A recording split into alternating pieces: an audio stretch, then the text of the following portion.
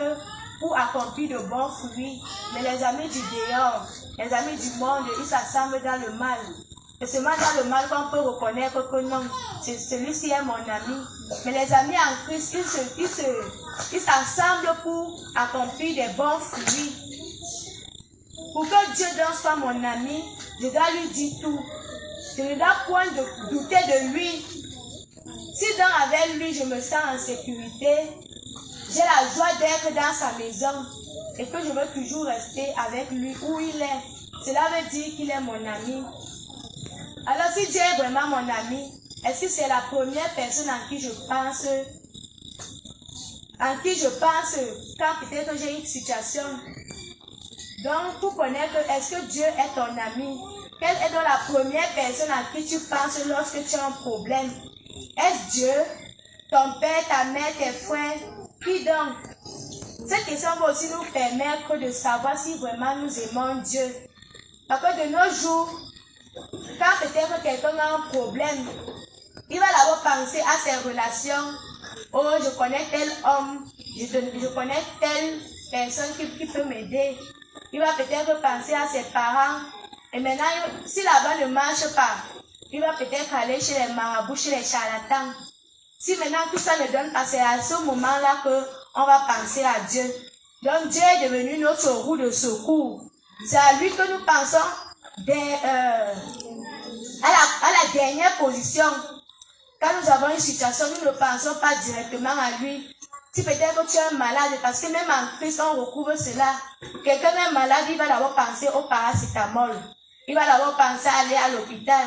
Quand peut-être c'est là-bas, on va lui dire que non, ça ne donne pas, ça ne donne pas. C'est là qu'il va penser que, hey, je suis même un enfant de Dieu. Oui, je dois prier, je dois faire ceci. C'est à ce moment-là qu'il vient penser à Dieu. Or que s'il avait pensé à Dieu depuis le début, il devait déjà être avec la solution. Alors je ne dois plus faire de Dieu ma roue de secours. Est-ce que tu peux dire ça? Je ne dois plus faire de Dieu ma roue de secours. Encore.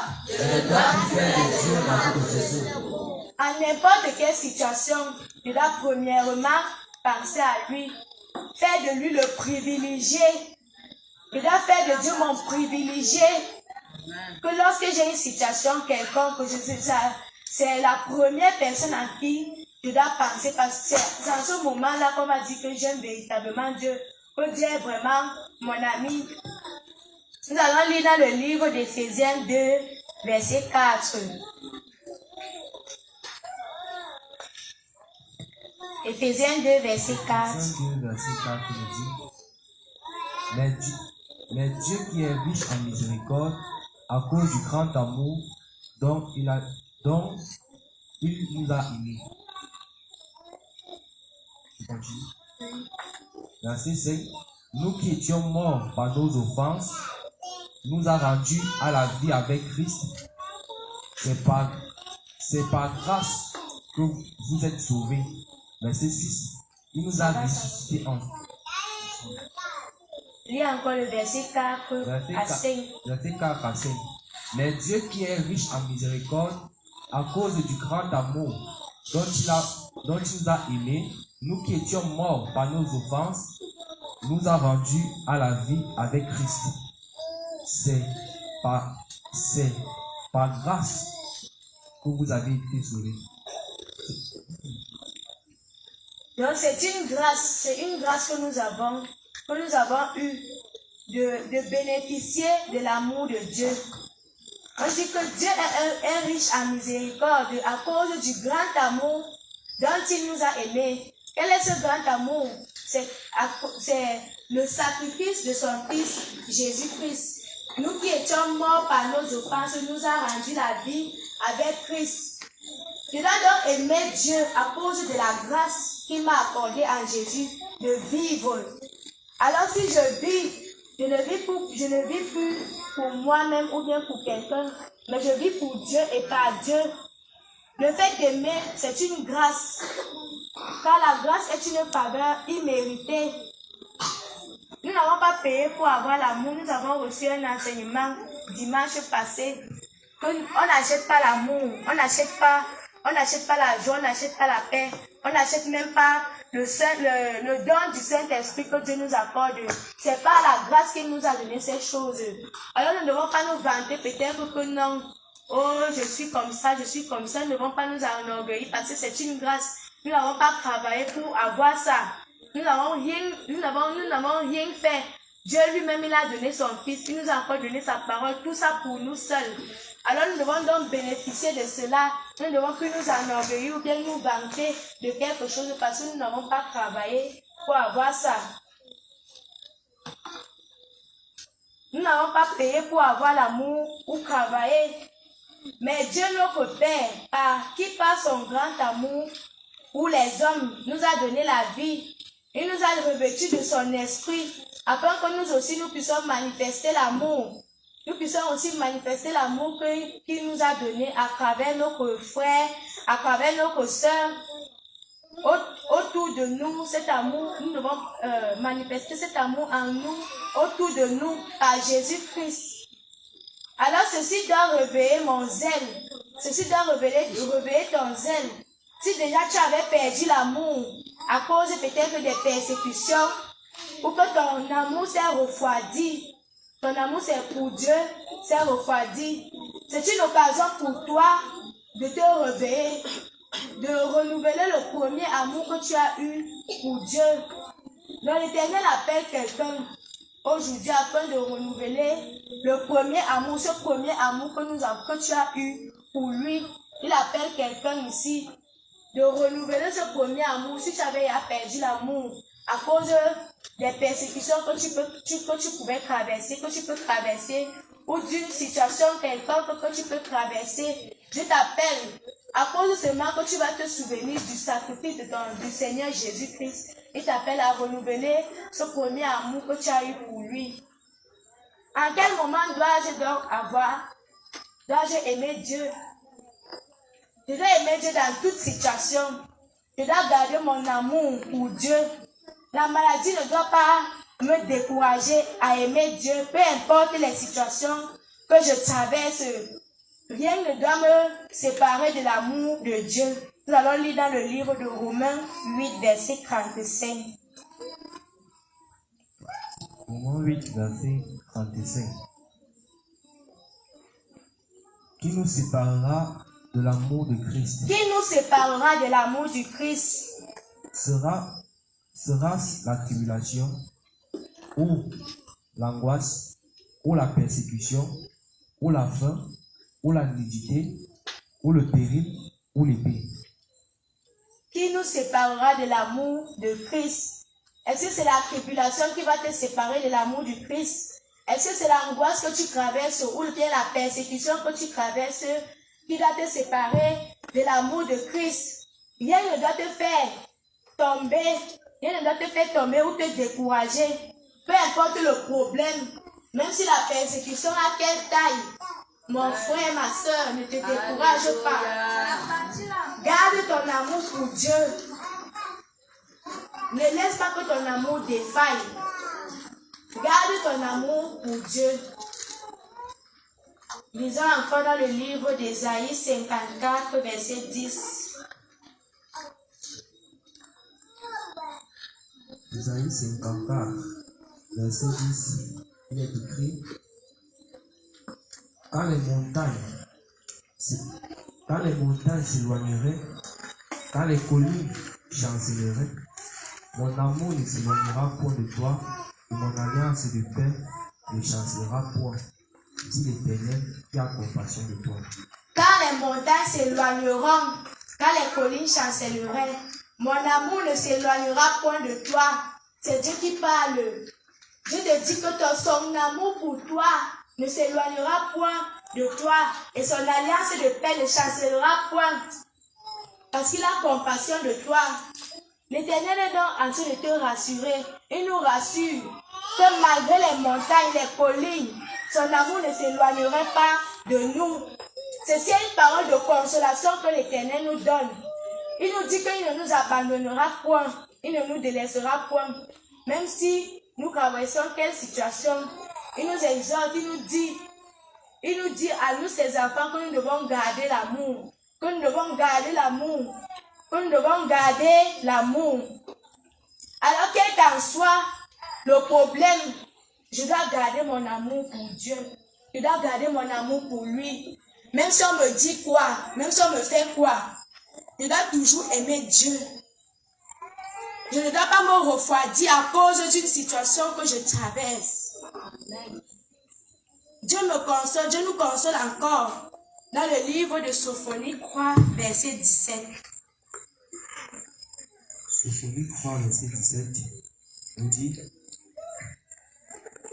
L'Éternel ton Dieu est au milieu de toi, comme un héros qui sauve. L'Éternel ton Dieu est au milieu de toi, comme un héros qui sauve. Il fera de toi sa plus grande joie. Il fera de toi sa plus grande joie. Il gardera le silence dans son amour. Il gardera le silence dans son amour. Il aura pour toi des transports d'allégresse. Est-ce que tu peux acclamer pour cette parole? Parce que l'Éternel est en train de consoler quelqu'un.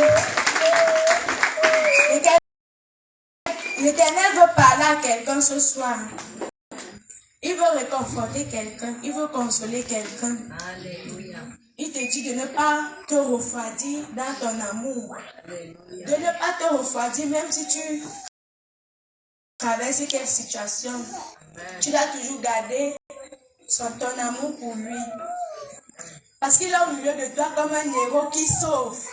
Il te sauvera malgré la forteresse ou bien l'obstacle que tu peux traverser, la persécution que tu peux traverser. Il sera toujours auprès de toi pour te garder. Amen. Amen. L'Éternel est notre ami. Voici un vrai ami. Il est un vrai ami. Parce que notre frère nous a démontré que l'ami est toujours là dans n'importe quelle situation que nous pouvons traverser. Dans les joies, dans les pleurs, il est toujours là. L'Éternel est notre ami. Il est toujours là. Il est plus près de nous que le souffle de vie. Il dit de ne pas abandonner. De garder le premier amour. Dans n'importe quelle situation, je dois aimer Dieu. Je ne dois pas regarder à ce qu'on me dit. Car si j'aime Dieu, c'est parce que j'ai vu ses merveilles dans ma vie. Parce qu'il est fidèle. Dieu est un Dieu fidèle. Car le Dieu en qui j'ai cru est un Dieu vrai. Alors c'est en lui que je me confie. Est-ce que tu peux dire que le Dieu en qui j'ai cru est un Dieu vrai? Le Dieu en qui j'ai cru est un Dieu vrai. Dis cela avec conviction. Le Dieu en qui j'ai cru est un Dieu vrai. Le Dieu en qui j'ai cru est un Dieu vrai. Il rend l'impossible possible. Il rend l'impossible possible. Au nom de Jésus-Christ. Pourquoi donc avoir confiance en Dieu? L'Éternel est un Dieu vrai. C'est un Dieu qui ne déçoit pas ceux qui se confient en lui. Nous allons lire dans le livre d'Ésaïe 44, verset 5. Ésaïe 44, verset 5, nous dit: Celui-ci dira: Je suis à l'Éternel. Celui-là se réclamera du nom de Jacob. Cet autre écrira de sa main à l'Éternel et prononcera avec amour le nom d'Israël.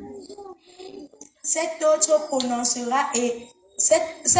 écrira de sa main à l'Éternel et prononcera avec amour le nom d'Israël. Donc malgré ce que tu traverses, il faut toujours crier à Dieu. Il faut toujours louer Dieu. Dans n'importe quelle situation que tu peux traverser, loue toujours ton Dieu.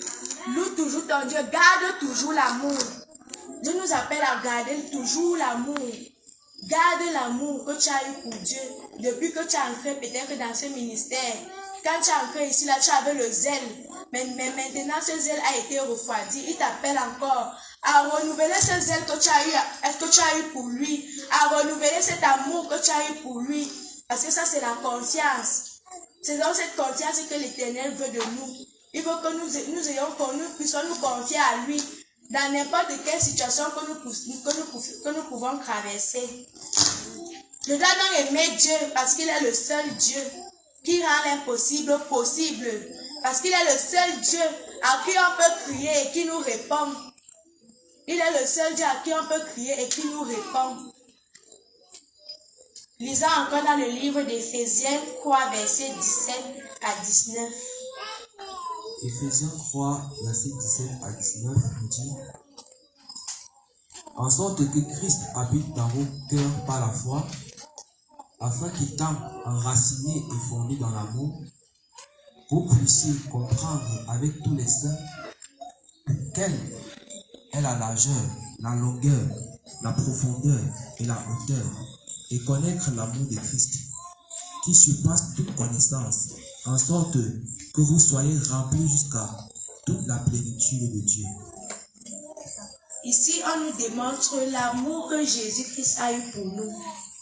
Jésus-Christ a accepté, il a accepté donner sa vie, il a accepté obéir à la volonté de son Père, pour que nous aujourd'hui, nous puissions avoir la vie. Alors tu dois aussi faire cela pour ton frère ou ta soeur. Ici, c'est l'apôtre Paul qui parle. Il nous démontre l'amour que nous devons avoir pour Jésus-Christ. Car Jésus-Christ a accepté la mort et à cause de son grand amour, je dois continuer à l'aimer afin d'être rempli jusqu'à toute la plénitude de Dieu. Je dois continuer à aimer Dieu. Je dois continuer à aimer Dieu en me souvenant du sacrifice de son Fils Jésus-Christ. Non seul le souvenir de ce sacrifice doit nous amener à renouveler l'amour qui s'est refroidi, l'amour que nous avons perdu. Nous devons le renouveler parce que ça c'est la confiance, c'est déjà une confiance que nous commençons avec Dieu. Parce que lorsque Dieu est déjà ton ami, tu vas commencer à l'aimer. Et lorsque tu vas l'aimer, tu vas commencer à te confier en lui. Tu vas commencer à lui dire tout ce que tu traverses. Tu vas commencer à lui dire tout ce que tu as, que ce soit tes joies. Et ça sera la première personne à qui tu vas penser. Peut-être que lorsque tu as une situation, tu ne vas plus dire que hey, j'ai un père là-bas là, j'ai un grand homme là-bas là que je connais. La première personne que tu vas penser, c'est Dieu. La première personne que tu vas penser, c'est Dieu. Donc, lorsque tu te souviens, lorsque tu as confiance, lorsque tu te confies, lorsque tu aimes déjà Dieu, la première personne en qui tu vas penser, c'est Dieu. Alors, se confier ou avoir confiance en Dieu nécessite l'amour de Dieu et l'acceptation de Jésus-Christ. Ce qui implique un nouveau commencement dans la marche chrétienne. Ce qui implique un nouveau commencement dans la marche chrétienne. Notre thème, le thème de l'année dans notre ministère, c'est le nouveau commencement. Alors, dans ce nouveau commencement, Dieu va aussi t'appeler à renouveler l'amour que tu as perdu dans l'ancien homme que tu étais. Parce que quand on dit nouveau commencement, c'est une nouvelle marche que tu recommences avec Dieu. Alors si dans l'ancienne marche, tu avais déjà perdu l'amour, Dieu vient encore te dire dans ce nouveau commencement de renouveler l'amour que tu avais perdu et de renouveler ce zèle que tu avais perdu, ce zèle qui s'est refroidi, en te confiant en lui, en ce qu'il devient ton ami, en ce que donc vous devenez comme une personne. Parce que Jésus-Christ a dit quoi? Qu'il veut aussi que nous aussi nous puissions être un comme il a été un avec Dieu. Est-ce que toi tu peux être aussi un avec Jésus-Christ? Est-ce que tu peux aussi avoir la même pensée que Jésus-Christ? Parce que quand tu es un avec quelqu'un, quand tu deviens une personne avec quelqu'un, c'est que vous pensez de la même manière. Vous pensez de la même manière. Vous avez tout en commun. Parce que dans Amos 3, on dit quoi? Deux hommes marchent-ils ensemble sans un être convenu? Tu ne peux pas marcher avec Dieu si tu ne l'aimes pas. Tu ne peux pas marcher avec quelqu'un si on commence d'abord terre à terre. Tu ne peux pas marcher avec quelqu'un que tu n'aimes pas. Tu ne peux pas marcher avec quelqu'un que tu ne connais même pas. Alors tu dois d'abord connaître Dieu. Tu dois connaître Dieu. Ensuite, il va devenir ton ami. Quand vous allez commencer à marcher ensemble, c'est donc comme ça que l'amour va s'installer. Et après, ça sera la confiance. Parce que quand tu as confiance à quelqu'un, tu ne vas plus douter de cette personne. Quand tu as confiance en quelqu'un, tu ne vas plus douter de cette personne. Tu ne vas plus, peut-être comme si on mal parle de cette personne, tu ne vas plus t'assembler avec ceux qui mal parlent de cette personne. Alors si tu as confiance en Dieu, tu ne vas plus t'assembler avec ceux qui mal parlent de Dieu. Même si on mal parle de Dieu autour de toi, tu vas te lever et dire que non, le Dieu en qui j'ai cru est un Dieu vrai. Le Dieu à qui j'ai cru est un Dieu vrai. Alors Dieu nous appelle aujourd'hui à renouveler l'amour, à continuer à l'aimer. Parce que quand on dit comment avoir confiance en Dieu, nous devons l'aimer. Tu dois aimer Dieu pour avoir confiance en lui. Est-ce que quelqu'un est dans la joie? Est-ce que quelqu'un a été béni en ce jour? Aujourd'hui, ça c'est comme si je parlais dans le Bible. Est-ce que quelqu'un a été béni en ce jour?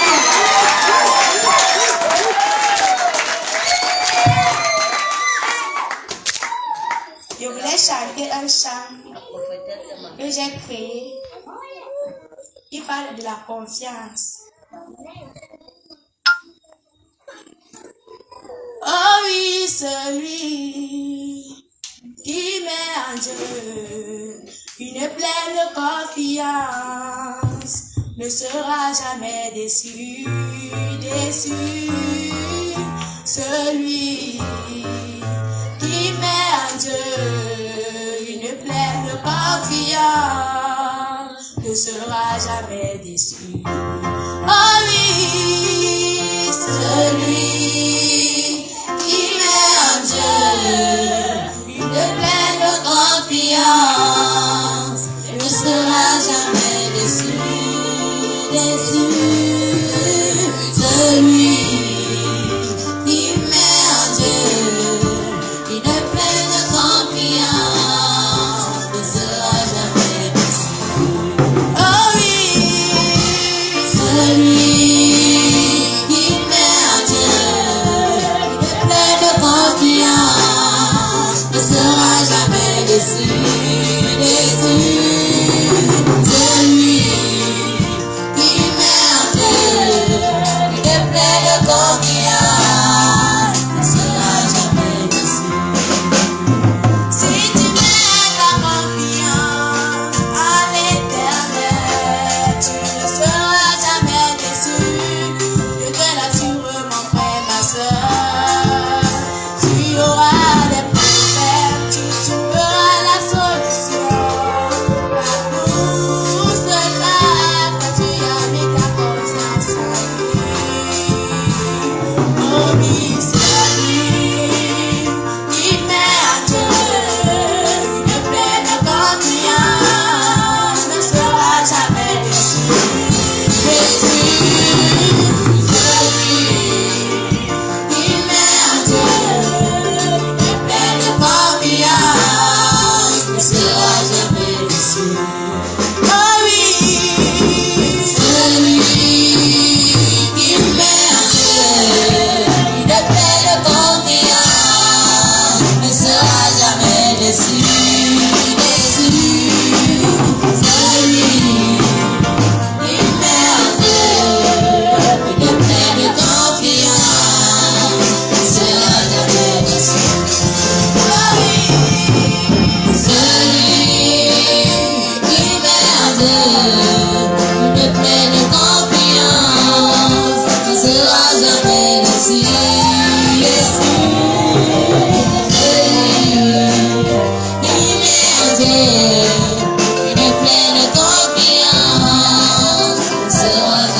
déçu.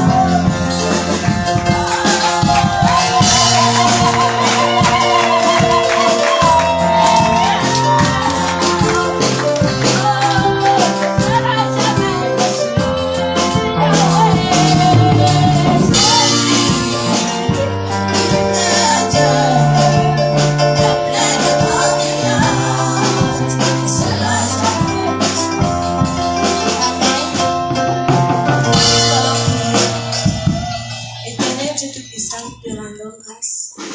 Nous te disons merci, Père éternel.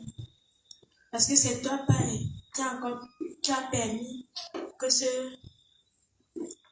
ce programme puisse être mis sur pied. Père éternel, c'est parce que tu voulais sauver quelqu'un.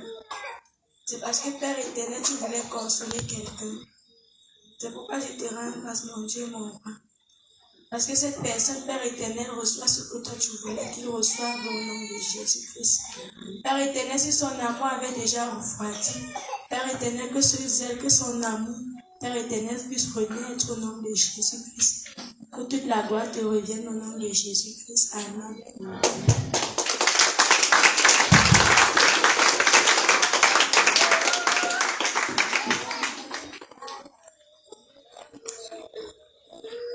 Bien-aimé, que Dieu vous bénisse. Je veux que chacun pose à son voisin, est-ce que tu as confiance en l'Éternel?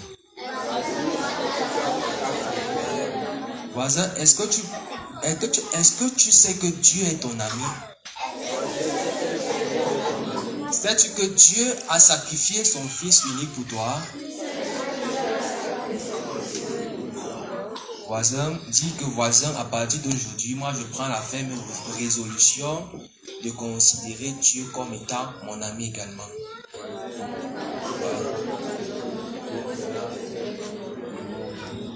Ok. Comme notre sœur l'a dit, que Dieu nous aime. Dieu a sacrifié son Fils pour nous. Il avait un seul fils. Il a sacrifié ce fils unique-là pour nous. C'est la plus grande preuve d'amour. Il nous a fait comprendre qui ici est capable de sacrifier son enfant pour l'autre. Personne. Personne ne peut faire ce sacrifice-là.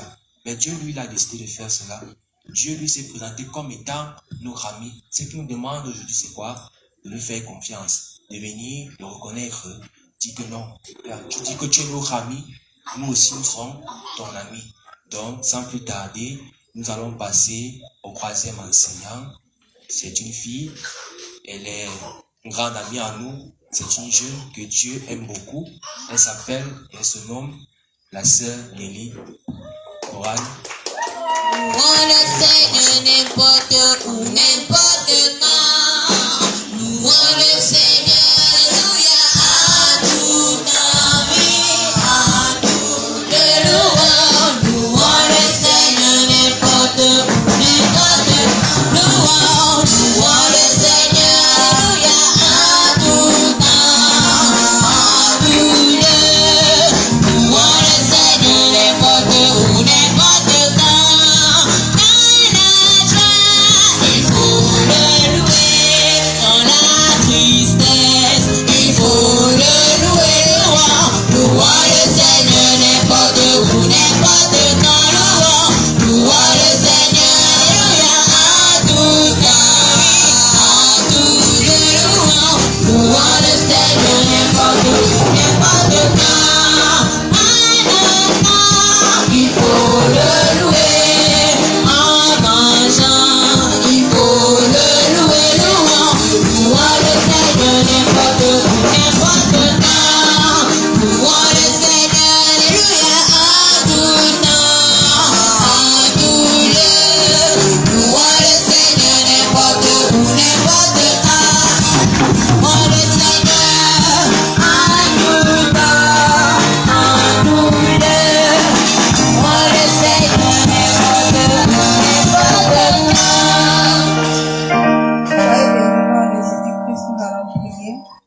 Père Dieu, nous te louons, nous te rendons grâce, parce que c'est toi, Père, qui as mis ce programme sur pied, et tu as utilisé tes enfants pour édifier ton peuple. Merci donc, Père, pour la suite de ce programme, que tu prends gloire au nom de Jésus-Christ. Père, merci parce qu'au nom puissant de Jésus-Christ, toi seul, Père, tu te révèles au travers de ma bouche pour édifier ton peuple. Sois béni, sois exalté pour tout ceci. Au nom de Jésus que nous avons prié. Amen. Père, encore béni au nom de Jésus-Christ. À la suite donc de ce que mes frères et mes sœurs viennent de dire, où le thème des jeunes porte sur comment avoir confiance en Dieu, nous avons suivi premièrement cela au travers de notre frère qui nous a exhorté sur l'amitié, et ensuite notre sœur qui nous a démontré que l'amitié marche avec l'amour. Et à la suite de cela, donc, nous allons donc comprendre que l'amour donc marche engendre la confiance que nous allons partager en cet instant. Et pour cela, la confiance peut donc se définir comme étant un sentiment de croyance et d'espérance en une chose ou en une personne. Pour donc arriver à comprendre ce que c'est que la confiance, il va falloir que nous démontrons ou nous connaissons ce que c'est que ou la signification du mot confiance au moyen de ces lettres. Et pour cela donc, nous allons commencer par la lettre C, qui est la première lettre du mot confiance. Et au travers de cela, plusieurs mots dans la Bible commencent par la lettre C, mais Dieu a permis que nous commençons, nous prenons le mot connaissance. Et l'homme de Dieu, hier, papa nous a démontré quelque chose sur la connaissance. Dans Proverbe 19, verset 2, qui dit, le manque de connaissance n'est bon pour personne, et celui qui précipite ses pas tombe dans le péché. Et par cela, la parole de Dieu nous a été dit hier que nous ne pouvons pas arriver à aimer Dieu si nous n'avons pas la connaissance de Dieu. Peu importe le zèle que nous dégageons, les œuvres que nous manifestons, si nous n'arrivons pas à avoir la connaissance à avoir la connaissance de la parole de Dieu, nous restons ignorants et par conséquent, nous allons chercher à établir notre propre justice. Et la connaissance, donc, il nous a démontré que la connaissance se cherche au moyen de la lecture et l'étude de la parole de Dieu. Et cela, c'est la connaissance dont est la division droite et exacte ou encore authentique de la parole de Dieu. Car c'est la connaissance exacte de la parole de Dieu qui nous pousse à l'obéissance de la parole de Dieu, car celle-ci nous permet de bâtir notre confiance en Dieu en connaissant qu'il est le seul vrai Dieu et Jésus-Christ qu'il a envoyé pour nous sauver. Jean 17, verset 3. Si quelqu'un peut nous lire ça. Jean 7, verset 3. 17, verset 3. Jean 17, verset 3 nous dit, or, la vie éternelle, c'est qu'ils te connaissent toi, le seul vrai Dieu, et celui que tu as envoyé, Jésus-Christ. C'est la connaissance donc qui nous fait marcher avec circonspection et nous donne le discernement. Soyez bénis. Nous allons continuer donc. Nous pouvons donc continuer par la lettre O. Et la lettre O, nous avons donc choisi l'obéissance. L'obéissance qui est la mise en pratique de la parole de Dieu ou l'application de la parole de Dieu. Jacques 1, verset 22 qui dit, mettez en pratique la parole et ne vous bornez pas à écouter, à vous combattre vous-même par des faux raisonnements. Elle marche avec la soumission pour se conformer à la volonté de Dieu, malgré nos expériences que nous avons fait dans le monde, ou malgré notre raisonnement, notre propre sagesse, ou notre force. Abandonner tout cela pour se conformer à la parole de Dieu et cela sans argumenter pour lui plaire. Car lorsque Dieu nous demande de faire ou d'abandonner un caractère ou quelque chose, c'est pour notre bien. Et si nous n'arrivons pas ou nous ne voulons pas abandonner, nous allons rester stagnants et toujours tourner en rond, perdant notre temps dans les voies de Dieu pendant que les années ne font que passer. L'obéissance marche donc avec la repentance. La repentance qui est le changement d'attitude et l'obéissance à la parole de Dieu sans argumenter. Car Dieu nous a donné la capacité de vaincre et ayant reçu l'Esprit de Dieu pour être meilleurs. Car beaucoup de sang ont coulé pour que nous soyons où nous sommes. Beaucoup de sang ont coulé pour que nous soyons où nous sommes. Toi mon frère, toi ma soeur. Pour cela dont nous devons obéir à la parole de Dieu, en nous conformant à celle-ci et ne plus perdre notre temps dans les voies de Dieu, dans les multiples distractions. 1 Corinthiens 11, verset 17 nous dit, 1 Corinthiens, verset 11. 1 Corinthiens 11, verset 17 nous dit, en donnant cet avertissement, ce que je ne loue point, c'est que vous assemblez, non pour devenir meilleur, mais pour devenir pire. Pour cela donc, nous ne devons pas accepter que lorsque nous venons dans la maison de Dieu, nous venons nous empirer en entrant dans les distractions quelconques. Refuser de venir nous perdre dans les voies de Dieu et nous souvenant donc des souffrances et du sang versé de Jésus-Christ pour nous, savoir que nous ne sommes pas n'importe qui pour nous perdre dans les voies de Dieu en entrant dans les distractions diverses. Car nous avons été choisis de Dieu, appelés de lui et élus de lui pour l'être agréable. Nous allons donc continuer par la troisième lettre qui est la lettre N. Et la lettre N dont nous avons choisi la nourriture. Jean 4, verset 34. Jean 4. Jean 4, verset 34. 34 nous dit, Jésus leur dit, ma nourriture est de faire la volonté de celui qui m'a envoyé et d'accomplir son œuvre. Ici, la parole de Dieu nous dit, nous demande, c'est Jésus qui parle à ses disciples. La parole de Dieu nous dit donc que Jésus, vivant sur terre, a décidé de faire de la parole de Dieu sa nourriture.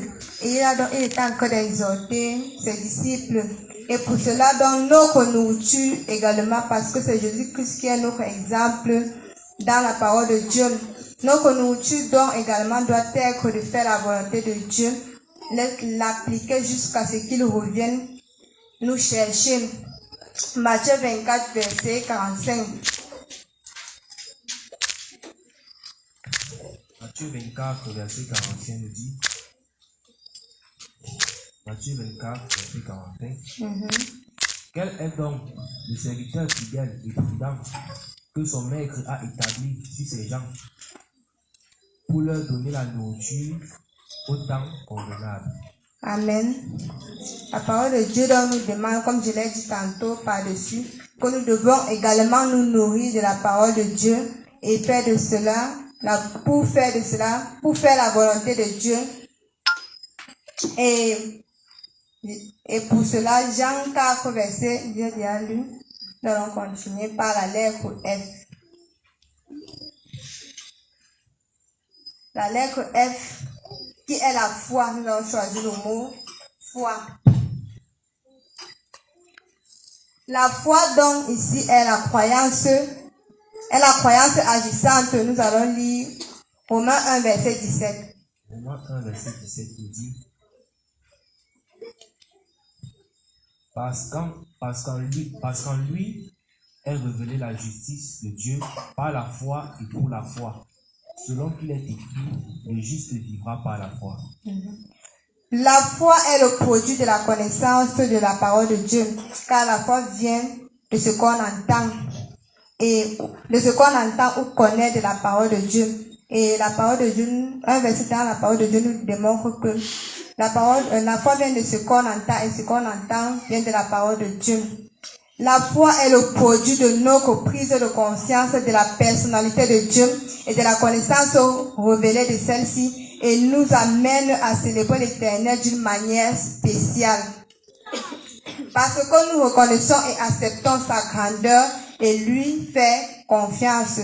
La foi marche avec la persévérance, la fidélité, la fermeté. Et pour arriver à persévérer, que faut-il faire?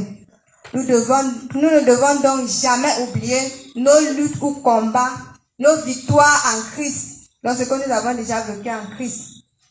La persévérance, c'est s'attacher, insister, demeurer, s'accrocher à quelque chose ou à quelqu'un. Et pour cela, la question nous est posée, quelle attitude avons-nous donc face aux difficultés ou aux épreuves? Face à un problème ou tribulation qui nous a dépassés et que Satan nous a fouettés, nous avons perdu courage en Dieu.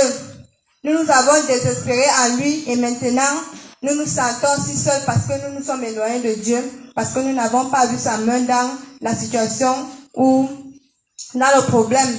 Pour cela, nous devons refuser de perdre confiance en Dieu à cause d'une situation ou d'un problème, car nous ne sommes pas venus à Dieu pour fuir Satan, mais pour l'affronter. Et pour cela, nous avons plusieurs témoignages de ceux-là qui ont mis leur confiance en Dieu. Même ici, nous avons l'exemple de notre mère de jeune maman Germaine qui a fait confiance en Dieu, qui a ressuscité sa fille. Elle n'a pas perdu confiance en Dieu. Sa fille a fait 3 jours déjà morte, mais elle a mis sa confiance en Dieu et l'enfant a été ressuscité. Que Dieu vous bénisse. Nous avons également l'exemple de maman Agathe qui a fait confiance en Dieu et nous avons vu le résultat. Dieu a ressuscité ses enfants et qui sont présent au milieu de nous. Nous avons également vu ceux-là qui ont fait confiance en Dieu, qui n'espéraient pas se marier, qui n'espéraient pas travailler, qui n'espéraient pas enfanter. Et nous les voyons au milieu de nous. Nous avons la sœur Prisca qui n'espérait pas au mariage, mais elle a trouvé quoi? Le mariage en Christ. Nous voyons le frère Abraham qui a cru et a eu confiance en Dieu, a bâti une maison. Que Dieu vous bénisse. Car les petits bobos que nous avons nous permettent d'affronter Satan et placer notre confiance davantage à Dieu. Nous ne devons donc pas faire que face à une situation ou une épreuve qui nous a dépassés, nous perdons confiance, nous disons que nous ne pouvons plus avancer. C'est lorsque nous mettons notre confiance en Dieu dans l'épreuve, même si nous tombons, la parole de Dieu nous dit, cette fois le juste tombe, Dieu le relève. C'est cela qui nous amène donc à continuer à mettre notre confiance en Dieu. En Dieu, en effet, Jésus-Christ a fait captive la captivité. Et la victoire vient dans la résistance, dans la persévérance. 1 Jean 5, verset 3 à 5 nous le démontre. 1 Jean 5, verset 3 à 5. 1 Jean 5, verset 3 à 5, il dit, car l'amour de Dieu consiste à garder ses commandements, et ses commandements ne sont pas pénibles, parce que tout ce qui est né de Dieu triomphe du monde. Et la victoire qui triomphe du monde, c'est notre foi. Que Dieu vous bénisse. La foi n'est pas ce qu'on voit, mais ce qu'on veut voir. Face à l'épreuve, nous ne devons pas regarder ce que nous voyons, mais nous devons regarder ce que nous voulons voir. Si c'est la santé et que nous sommes malades, nous devons visualiser la guérison. Que Dieu vous bénisse. Nous devons donc confesser dans chaque obstacle ou situation que nous rencontrons le triomphe, que nous triomphons d'elle. Conditionner notre intelligence ou notre mental de la parole de Dieu. Comme la parole de Dieu nous dit, dites-le, croyez-le et vous le verrez s'accomplir. Et Marc 11, verset 23 nous le démontre. Marc 11, verset 23. Marc 11, verset 23, il dit, je vous le dis en vérité, si quelqu'un dit à cette montagne, ôte-toi de là et jette-toi dans la mer, et s'il ne doute point en son cœur, mais croit que ce qu'il dit arrive, il le verra s'accomplir. Amen. Nous ne devons donc plus paniquer ou trembler devant les épreuves. Pour cela donc, nous devons connaître nos faiblesses et les changer en force. Si nous sommes tombés une première fois, nous devons connaître qu'est-ce qui nous a fait. Nous devons nous poser des questions. Qu'est-ce qui nous a fait tomber? Quelles sont mes faiblesses? Et à travers ces faiblesses, les changer en force pour continuer davantage et affronter Satan. Et pour cela, il nous faut connaître les règles du combat. Pour affronter Satan, il faut connaître les règles du combat. 2 Timothée 2, verset 5 nous dit. 2 Timothée 2, verset 5. Et l'athlète n'est pas couronné s'il n'a combattu suivant les règles. Face donc à une épreuve, savoir qui est Dieu pour nous dans l'épreuve. Avoir suffisamment la parole de Dieu dans notre exemple pour le résister, donc pour résister à l'épreuve. Savoir sur qui nous nous appuyons, où nous mettons notre appui. Croire aux promesses de Dieu. Romains 4, verset 20. Romains 4, verset 20, il dit, il ne douta point par incrédulité au sujet de la promesse de Dieu, mais il fut fortifié par la foi, donnant gloire à Dieu. Amen. Nous devons donc croire aux promesses de Dieu face à l'épreuve. Nous devons confesser la victoire face à l'épreuve. Avoir les pensées positives et non négatives. Parce que Proverbe 18, verset 20 à 21 nous dit que la mort et la vie sont au pouvoir de la langue. Quiconque l'aime en mangera le fruit. Et Job 3, verset 25 nous le démontre. Job 3, verset 25 nous dit, ce que je crains, c'est ce qui m'arrive. Ce que je redoute, c'est ce qui m'atteint. Pour cela, donc, nous devons avoir un mental bien haut et penser le positif face à l'épreuve. Nous ne devons pas mettre dans notre pensée que cette épreuve est plus haut ou plus fort que nous. Parce que l'Esprit de Dieu en nous nous rend vainqueurs. Que Dieu vous bénisse. Pour cela, donc, nous allons poursuivre avec la lettre suivante, la lettre I. La lettre I, nous allons lire Luc 6, verset 12. Luc 6, verset 12, il dit, Luc 6, verset 12 nous dit, en ce temps-là, Jésus se rendit sur la montagne pour prier. Il passa toute la nuit à prier Dieu. Ici, c'est la parole de Dieu qui nous parle de Jésus. Jésus a développé une relation intime avec Dieu. Pour cela, donc, nous devons aussi développer une relation intime avec Dieu. En nous communiant davantage, pour nous communiquer davantage avec Dieu, pour mieux le connaître au travers de sa parole et bâtir notre foi avec sa personnalité, ses pensées et ses caractères révélés à travers sa parole. Pour que nous soyons, la parole de Dieu nous dit que nous sommes ses fils adoptifs. Nous devons donc bâtir notre foi au moyen de ses pensées. Donc nous devons avoir les mêmes pensées que lui. Parce que l'homme de Reverend nous avait dit, et papa nous le dit toujours tantôt, que si Dieu a un gros vent, nous devons aussi avoir un gros vent. S'il a, nous devons aussi avoir. Donc, ses pensées doivent être nos pensées, ses caractères doivent être la nôtre. Et tout cela, nous la trouvons dans la parole de Dieu.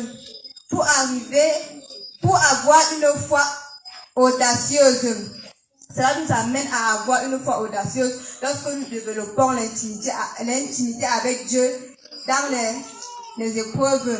Parce que nous avons le meilleur qui est Dieu. Et cela énergétise notre foi et notre confiance en Dieu devant l'épreuve où nous ne voyons plus l'épreuve comme trop fort pour nous. Nous la voyons maintenant comme une motte de terre qui est incapable de faire le mal. Et nous marchons avec foi, avec assurance, sans peur, ni doute, ni inquiétude, mais avec supériorité face à cela, parce que nous avons développé une relation d'intimité avec Dieu. Et nous avons pour exemple Jésus-Christ. Et quand nous voyons la marche de Jésus-Christ dans la parole de Dieu, Jésus-Christ n'avait pas d'inquiétude lorsqu'il faisait quelque chose. Lorsqu'il déclarait une parole pour une personne, il ne doutait pas. Il savait que, et nous voyons que dès qu'il disait, cela s'accomplissait. Dès qu'il dit, ton péché t'est pardonné, nous voyons. Dès qu'il dit, tu es guéri, nous voyons exactement, la personne voyait exactement la guérison. Et nous allons donc continuer à poursuivre par la lettre A. La lettre A qui est l'attachement. Et 2 Rois 18, verset 6, nous le démontrons. 2 Rois 18, verset 6. 2 Rois 18, verset 6 nous dit, il fut attaché à l'Éternel, il ne se détourna point de lui, et il observa les commandements que l'Éternel avait prescrits à Moïse. Amen. Amen. La parole de Dieu ici nous démontre l'exemple de Ézéchias, le roi Ézéchias, qui a eu confiance en Dieu. Et cela a permis qu'il s'attache à Dieu davantage. Et l'attachement renvoie à la persévérance, à la relation intime que nous avons développée avec Dieu, qui nous pousse à nous attacher davantage à lui, en demeurant fidèles à lui, sans nous refroidir ou nous détourner quelque part. Car Colossiens 3, verset 2 nous dit. Colossiens 3, verset 2 nous dit. Affectionnez-vous aux choses d'en haut et non à celles qui sont sur la terre. Amen. La parole de Dieu, ici, nous avons vu par la lettre I, l'intimité. Et lorsque nous développons l'intimité, nous arrivons au niveau de l'attachement. Nous ne sommes plus ceux-là qui marchons selon la chair, mais nous commençons à rechercher les choses d'en haut, où nos vies seront bientôt. Car nous ne serons plus ceux-là qui cherchons ce qui va vite finir, mais nous cherchons celles qui sont durables, qui sont incorruptibles. À partir de là, nous commençons seulement à nous intéresser aux choses de Dieu. Pour cela, nous continuons avec la deuxième lettre N du mot confiance, qui est la négligence. Non, pour le mot négligence. La négligence, c'est faire la chose de Dieu avec légèreté. Nous ne devons non plus faire les choses de Dieu à la légère, mais nous devons la faire avec joie, avec force, car nous ne nous appartenons plus, mais nous appartenons à Dieu en Jésus-Christ, car Jésus-Christ est le maître, notre maître. Et pour cela, nous avons suivi en cette semaine, dans les enseignements, qu'il nous a dit que Jésus-Christ est deux choses. Il est sauveur et il est Seigneur. Et il nous a été démontré que lorsque nous disons que Jésus-Christ est notre sauveur, cela ne peut rien nous dire parce qu'on va dire qu'il nous a sauvés et puis quoi, nous pouvons continuer à faire nos choses, faire ce que nous voulons. Mais lorsque nous disons que Jésus-Christ est notre Seigneur, et Seigneur nous a été démontré que Seigneur c'est maître, Seigneur c'est dirigeant, nous ne nous appartenons plus, nous nous soumettons à lui pour faire sa volonté. 1 Corinthiens 9, verset 16 à 17 nous démontre. 1 Corinthiens 9, verset 16 à 17 nous dit: si j'annonce l'évangile, ce n'est pas pour moi un sujet de gloire, car la nécessité m'en est imposée. Et malheur à moi si je n'annonce pas l'évangile. Si je le fais de bon cœur, j'en ai la récompense. Mais si je le fais malgré moi, c'est une charge qui m'est confiée. Amen. Nous ne devons non plus faire les choses de Dieu avec légèreté, mais avec joie.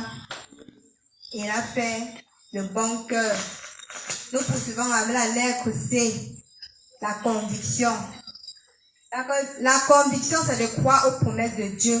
Romains 4, verset 21, nous le démontre, car il avait la pleine conviction que ce que Dieu promet, il peut aussi l'accomplir. Et c'est l'exemple d'Abraham qui a eu confiance en Dieu, à la promesse de Dieu. Et il a développé cette conviction que malgré, il a eu cette promesse de Dieu qu'il va avoir un fils. Malgré qu'il était déjà avancé en âge et que sa femme également était avancée en âge et que les années passaient, il n'a pas perdu espoir, il n'a pas perdu confiance en Dieu, mais il a développé cette confiance en ayant une conviction que ce que Dieu dit, il peut le faire car Dieu ne ment pas, il n'est point un homme pour mentir, ni fils d'un homme pour se repentir. C'est dans les épreuves, nous devons croire aux promesses de Dieu. Nous continuons avec la lettre E, qui est l'esprit. Romains 18, verset 11, nous le démontre. Romains 8, verset 11. Verset 11 nous dit: et si l'esprit de celui qui a ressuscité Jésus-Christ d'entre les morts habite en vous, celui qui a ressuscité Christ d'entre les morts rendra aussi la vie à vos corps mortels par son esprit qui habite en vous. Amen. Étant donc nés de nouveau, nous devons être heureux que le Saint-Esprit habite en nous. Parce que ceux de l'Ancien Testament, il a été démontré que c'était sur eux. Mais nous avons cette grâce. Nous avons aussi cette grâce que le Saint-Esprit habite en nous. Avec lui donc, la vie est dans le succès. Avec lui, dans la vie, le succès est garanti en tout temps. Il est celui qui apporte la puissance de Dieu dans notre vie pour être efficace dans notre marche en Christ Jésus. Il nous enseigne les choses concernant le royaume de Dieu. Il nous permet de sonder les profondeurs de Dieu pour que nous les connaissions pour arriver à faire la volonté de Dieu et la vivre. Nous devons donc nous soumettre à celle-ci. Nous devons nous soumettre à la parole de Dieu car elle est plus grande, puissante et plus que toutes les forces du monde. Marcher selon l'Esprit de Dieu et non selon la chair pour accomplir la parole de Dieu. Nous voyons cela dans Matthieu 10, verset 19 à 20. Matthieu 10, verset 19 à 20, il dit: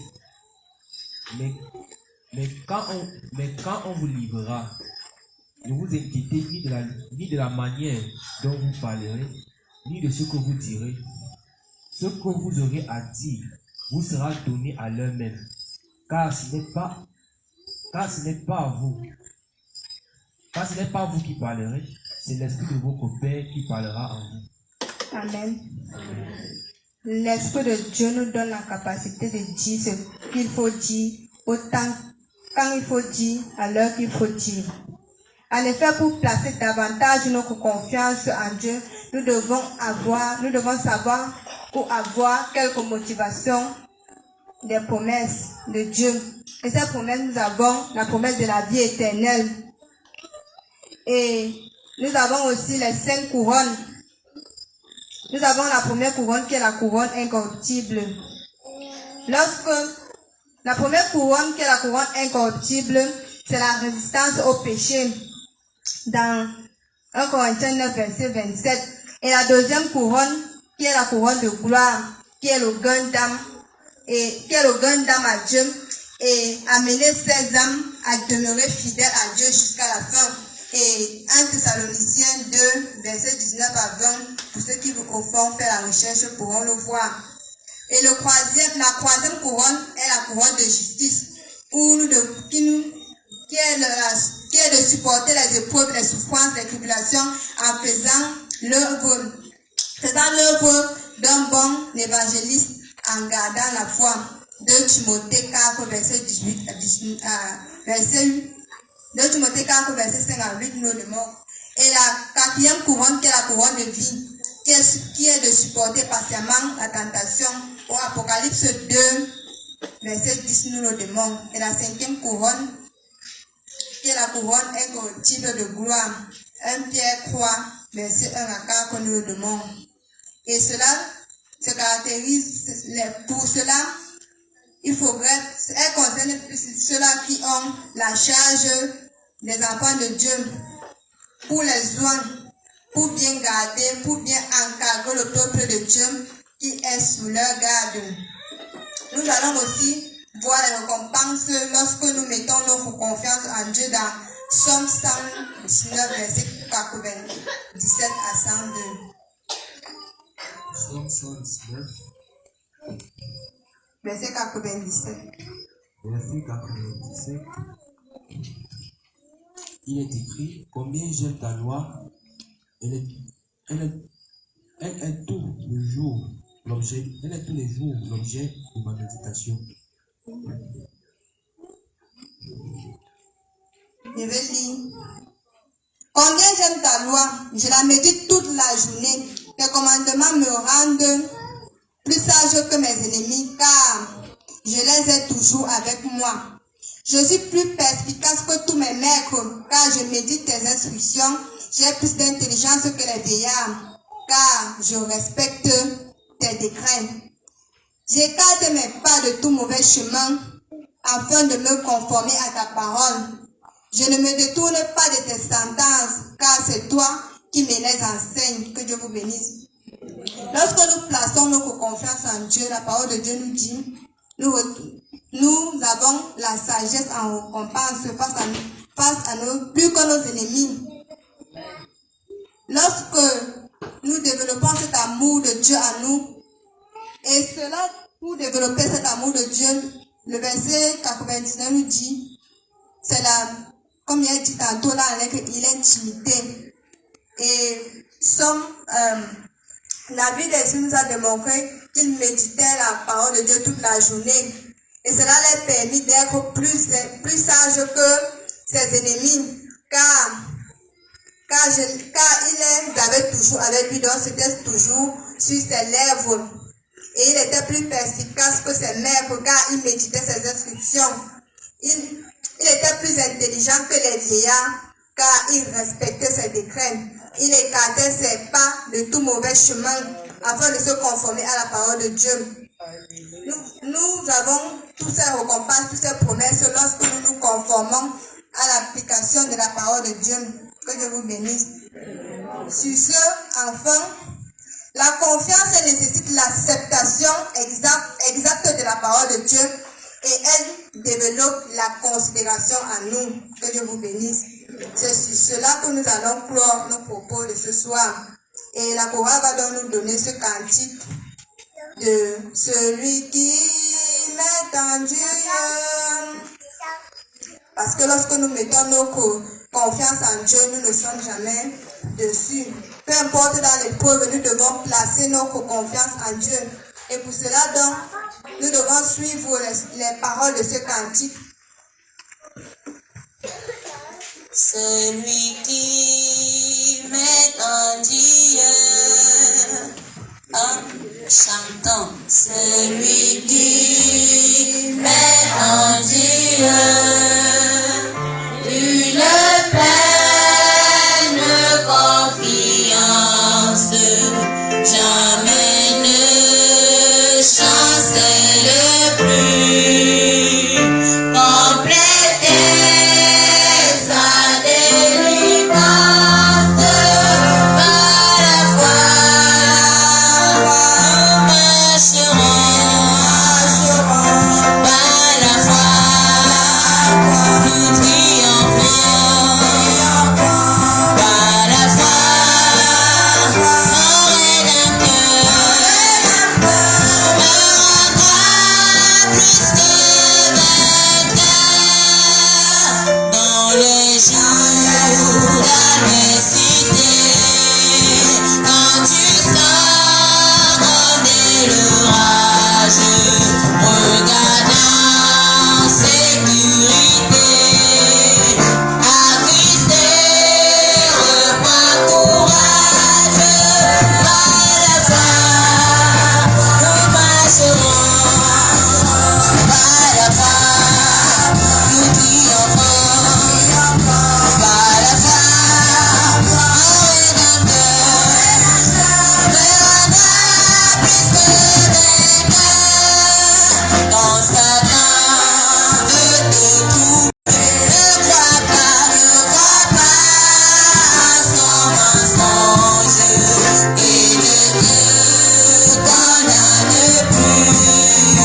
Que tu sois ton assurance, par la foi, nous marcherons, par la foi, nous triompherons, par la foi, mon Rédempteur me rendra plus que vainqueur. Par la foi, je marcherai en comptant sur ses promesses. Par lui, je triompherai en tout temps de mes détresses. Par la foi, nous marcherons, par la foi, nous triompherons, par la foi, mon Rédempteur me rendra plus que vainqueur. Par la foi, oui, nous marcherons, par la foi, oui, nous triompherons, par la foi, mon Rédempteur me rendra plus que vainqueur. Peuple de Dieu, donc, nous devons savoir à la fin de cet enseignement que pour avoir confiance en Dieu, cette confiance implique la connaissance de la parole de Dieu, l'obéissance de la parole de Dieu, la nourriture de cette parole, la foi, l'intimité, l'attachement. Elle nous demande de ne plus manifester la négligence, manifester la conviction et marcher selon l'esprit. Car lorsque nous avons la confiance en Dieu, peu importe la situation où nous nous trouvons, nous sommes toujours plus que vainqueurs. Que Dieu vous bénisse, nous prions. Père Dieu, nous te bénissons, nous te rendons grâce pour ta parole que tu as permis, qui nous enseigne chacun de nous à remettre notre confiance en Dieu. Et Père, tu nous as démontré que pour avoir confiance en toi, il faut être ton ami. Il faut avoir l'amour pour que notre confiance soit bâtie en toi. Père Dieu, c'est toi qui continueras demain avec ce programme pour continuer à nous démontrer ce que la confiance produit parce qu'elle produit la considération. Merci Père pour ceux-là qui enseigneront demain, que tu bénis et que tu utilises pour ton peuple. Au nom de Jésus-Christ, sois béni, sois exalté pour tout. Au puissant nom de Jésus que nous avons prié. Amen.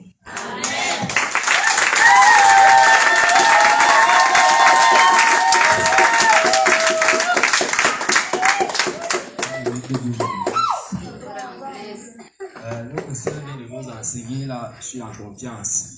Elle nous a parlé de comment avoir confiance en Dieu, la confiance. Et elle nous a décortiqué le mot confiance. Elle a pris chaque lettre, elle nous a donné un mot, elle a donné les versets. Moi, la lettre que moi j'ai retenue, c'est la lettre F, la foi. Parce que Jésus nous a dit dans Matthieu aujourd'hui que si j'ai la foi, je serai capable de dire à cette montagne, ôte-toi de là et jette-toi dans la mer. Si je ne doute pas, bien sûr. Donc, sans plus tarder, nous allons passer aux offrandes. Mais on va donner un petit devoir à chacun. Parce que demain ça sera encore plus grand. Demain ça sera encore merveilleux. Comme on a retenu, nous tous, la lettre F, n'est-ce pas? La foi. Et comme il se fait légèrement tard, chacun va rentrer. Amen. Chacun va rentrer et va aller s'exercer. On a étudié aujourd'hui sur la foi, sur la confiance, sur l'amitié et sur l'amour. Donc chacun va aller déclarer et renoncer à la haine et changer bien sûr les caractères. Parce que nous, personne nous a dit cela que l'amour ce n'est pas les paroles. L'amour, ce sont les caractères, ce sont les actions que nous posons. Donc chacun va rentrer s'exercer sur l'amour et lutter contre l'esprit de haine. Chacun va rentrer à la maison et va chercher à travailler sur l'amitié. Nous devons être des amis avec Dieu. Nous devons rejeter l'esprit de rejet. Dieu nous aime beaucoup. Il a donné son Fils unique. Donc, chacun va rentrer à la maison, aller lutter contre l'esprit de rejet. Et au niveau de la confiance, chacun va travailler sa confiance avec Dieu. La sœur a donné les versets, elle a donné les lettres. Je pense que chacun a écrit. Donc, chacun va aller travailler lettre par lettre. Que Dieu vous bénisse. Sur le chant de la chorale, nous allons passer aux offrandes. Nous ne ferons plus marche arrière.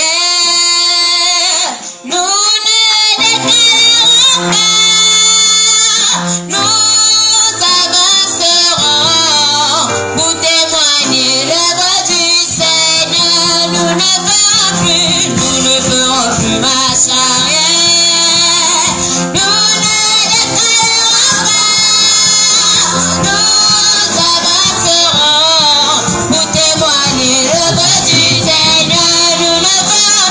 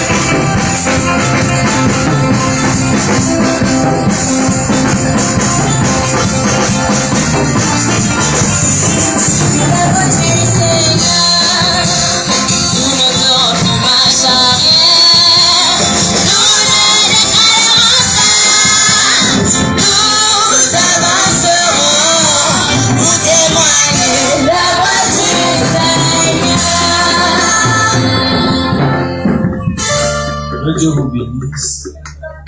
Bon, étant donné que nous sommes le fruit d'un arbre, ça veut dire que nous avons la racine, n'est-ce pas? Nous avons un tronc, nous allons passer la parole à maman pour qu'elle fasse la prière de clôture et qu'elle prie aussi pour les offrandes. N'essayez pas d'ajouter un mot. Que Dieu vous bénisse. Nous rendons abondamment grâce à Dieu pour ceux qui l'utilisent pour le relèvement de nos enfants.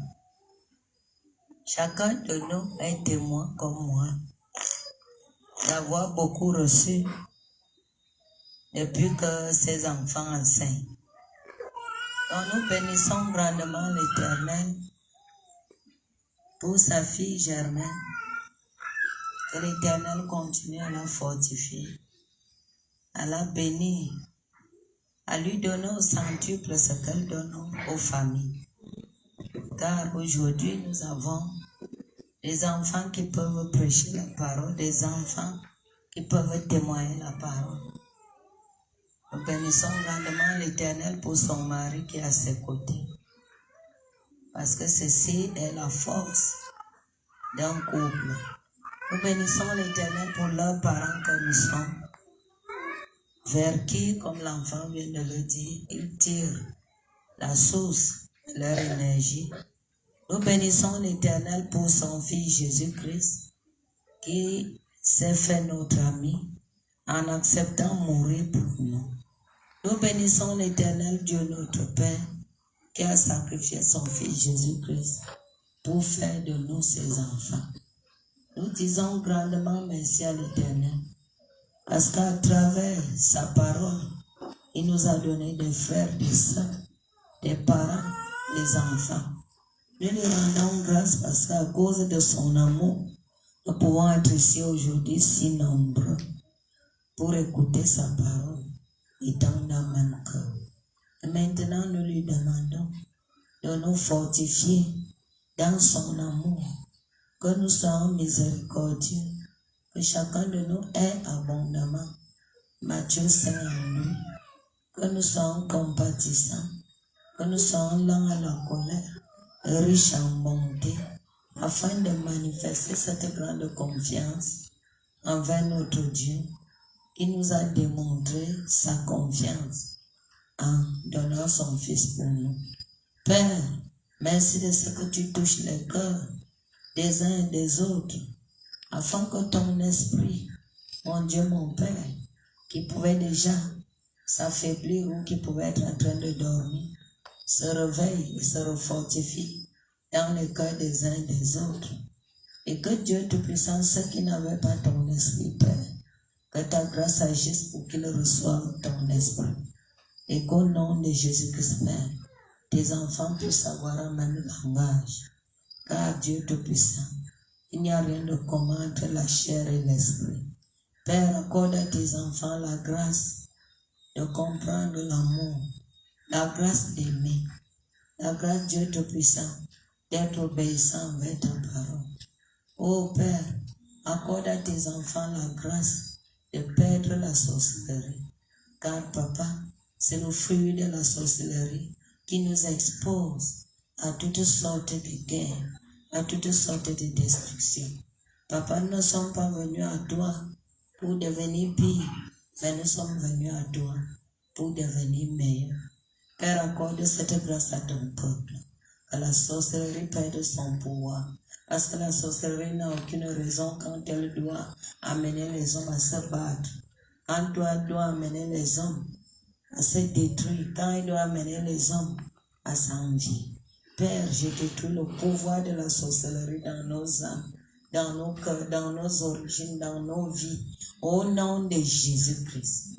Père, que ta grâce agisse au milieu de ton peuple, afin que chacun, mon Dieu, mon Père, ait ce que son cœur désire particulièrement qui t'honore, et que mon Dieu, mon Père, ce qui ne t'honore pas soit balayé, anéanti et renversé, peu importe nos convictions, au nom de Jésus-Christ.